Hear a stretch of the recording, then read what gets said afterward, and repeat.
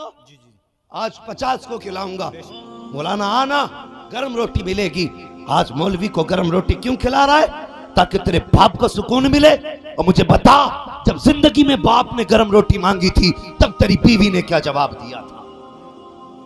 तब भी तो तेरा बाप था।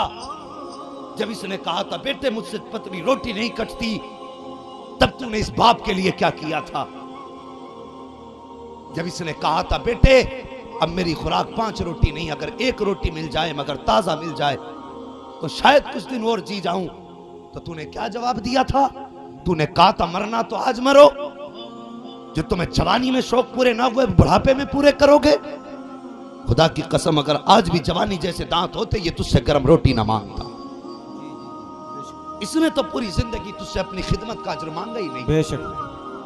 कभी तुझसे कीमत मांगी हो तो मुझे बता। कभी तुझसे अपनी मेहनत के लुकमों का बदला मांगा हो तो मुझे भी बताना। खुदा की कसम ये कब्र तक चले जाते हैं, कभी अपनी मेहनतों का अजर नहीं मांगा करते। जी जी बेशक। है कोई इतने बड़े मजमे में कोई बता दे कि मैंने बाप की मेहनत का अजर दिया? और यार मेहनत तुझने पूरी जिंदगी की, तू तो उस रात की कीमत नहीं दे सकता जिस रात तेरा बाप सर्दी में बगल में हाथ दबा के आधी रात में जाके मंडी में खड़ा हुआ था और सिर्फ इसलिए कि तेरा शौक पूरा करना था। खुदा की कसम अगर अपने पेट की बात होती तो आधी रोटी से भर लेता, जाके आधी रात में मजदूरों की मंडी में खड़ा नहीं होता।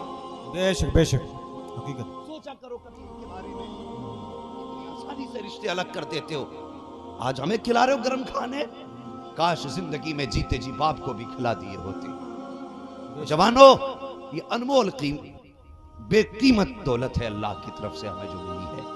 उनसे पूछो, आज भाई जाकिर से पूछो, मैं बहुत दूर नहीं जाऊंगा, इनसे पूछो बाप के बगैर जिंदगी कैसी गुजर रही है। बेशक। आज हर दुख में बाप की याद आती होगी, हर सुख में बाप की याद आती होगी। ओ यार सुनो, सुख भी बाप के बगैर अधूरे हैं, दुख भी बाप के बगैर ये गैर मुतसलसल होते हैं। भाई आज ये है, इनकी कदर कर लो, इनकी इज्जत कर लो। अपने घर में ऐलान कर दो, वो बच्चों से कह दो सुन, घर में रोटी बने तो पहली रोटी बाप खाएंगे, बाकी रोटी बाद में बाकी लोग खाएंगे। ये नियम बनाओ अपने घरों के। और अगर दिल ना करे, पड़ोसी से पूछना मेरे अब्बा ने मेरे लिए क्या किया, वो तुझे बताएगा। तो तू जब घर में नहीं होता था, तेरे बाप के हाथ में थैला होता था, वो थैला नहीं रखता था और वो पूछता था मेरा बेटा नजर नहीं आ रहा है। जब तू दौड़ के आता था, तेरा माथा चूमता था, बाप की थकन उतर जाती थी। ये बाप था। और जो तेरा माथा चूम के थकन उतारता था, आज तू बता क्या तूने बाप के कदमों में बैठ के थकन उतारी? मुझे बताइए, ये तकरीर नहीं है, ये हर घर की बात है। दिल के पपोले चल उठे सीने के दाग से, इस घर को आग लग गई घर के चिराग से। यार घर की कहानी है यार। आज सेहत कर लो जवानों, जितने जलसे में आए हो, अपनी जिंदगी में अगर पहला रुपया भी कमाएंगे तो बाप की गोद में रखेंगे। वो बेटे खुश नसीब हैं जिनकी कमाई बाप के काम आती है। उससे बड़ा कम नसीब नहीं जिसके पास पैसा भी हो, बाप भी हो, लेकिन बाप के लिए पाबंदी लगी हो। और मजा तो तब है कमाई तेरी हो, खर्चे में बाप हाथ बाप का लगे। फिर देख जिंदगी में कितनी बहारें आती हैं। तुम्हें क्या लगता है किसी मर्सिडीज में बैठोगे तब सुकून मिलेगा? 5 स्टार होटल में खाओगे तब सुकून मिलेगा? ना, खुदा की कसम कभी अपने आगे का उठा के बाप के दस्तरखान पे रख दे और वो लुकमा हलक में बाप के जाएगा, कलेजा तेरा ठंडा हो जाए। बेशक बेशक सुभान अल्लाह।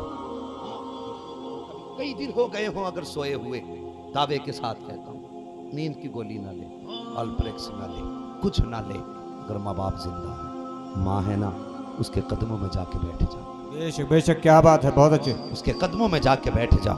माँ अगर चारपाई पे बैठी हो ना, नीचे बैठ और उसका दुपट्टा अपने सर पे रख।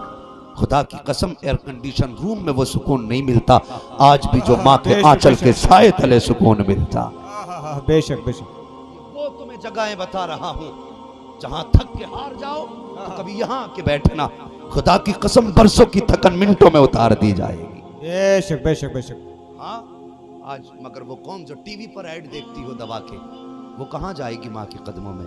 ये सबक तो मुस्तफ़ा की झोली से मिलेगा ना। बेशक बेशक। ये सबक तो हुजूर के कदमों से मिलेगा। बेशक। अल्लाह अकबर। हुजूर फरमाते सहाबा, मैंने जो दिन माँ के साथ मदीना शरीफ में गुजारे थे, आज भी वो याद आते हैं। अल्लाह अकबर।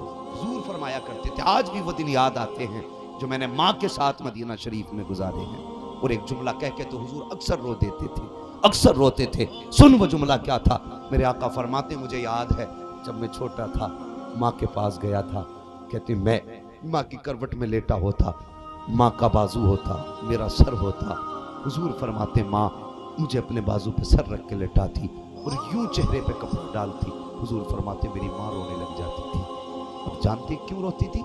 हुजूर फरमाते वो ये कहती थी या अल्लाह बेटे के बाप का साया तो पैदा होने से पहले ही ले लिया, मेरे अल्लाह अगर मुझे भी मौत आ गई तो मेरे बेटे का सहारा कौन बनेगा? बेशक बेशक क्या बात। और यार ये माएँ होती हैं जी हुजूर फरमाते मेरी माँ ये कह के रो दिया करती थी मुझे बता तो सही अगर माँ को औलाद से इतना प्यार है तो औलाद को माँ से कितना प्यार होना चाहिए। और यार बिस्तरों में लेटो तुम्हारी मर्जी है, आ रहा है सर्दी का मौसम, जाओ अगर गलत कहता हूँ तो 4 गांव का सर्वे कर लेना, 4 गांव के सर्वे न कर सको तो अपने गांव का सर्वे कर लेना, अगर गांव का भी सर्वे न कर सको 1 मोहल्ले का सर्वे कर लेना, जाकर के देखना कभी बेटे का कंबल चेक करना, कभी बाप का लिहाफ चेक करना और वो कमरा देखना जहां पे बेटा लेटता है, कभी उस कमरे को जाके देखना जहां पे बाप लेटा करता है। ये जवान बाप को ऐसी जगह लेटा देता है जहां पे हवाएं छन के आती हैं और खुद ऐसी जगह सर्दी में बंद होता है जहां पर गैस निकलने की जगह तक नहीं होती है,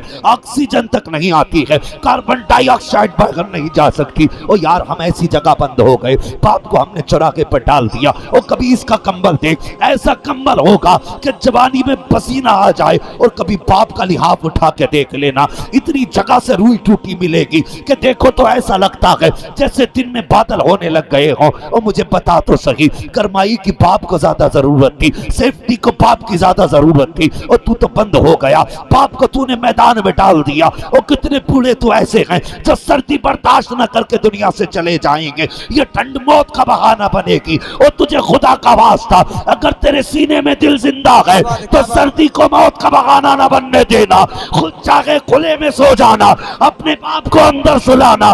खुदा की कसम इधर बाप का दिल खुश होगा उधर पैदा करने वाला खुदा तुझसे राजी हो जाए। सुभान अल्लाह। नारे तकबीर, नारे रिसालत, मसलके आला हजरत, फैजाने हुजूर ताजो शरिया। माँ की दुआओं में है ये असर और बाबा फरीदुद्दीन को जंगल में मिली शकर।